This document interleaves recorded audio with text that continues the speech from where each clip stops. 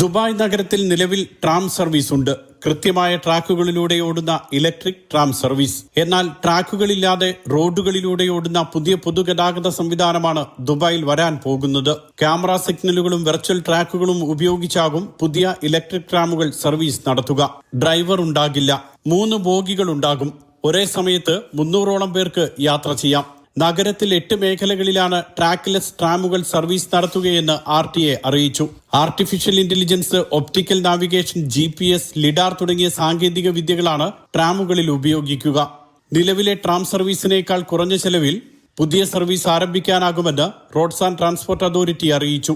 25 മുതൽ 60 കിലോമീറ്റർ വേഗത്തിൽ വരെയാണ് പുതിയ ട്രാമുകൾ ഓടുക. 70 കിലോമീറ്റർ ആയിരിക്കും പരമാവധി വേഗപരിധി.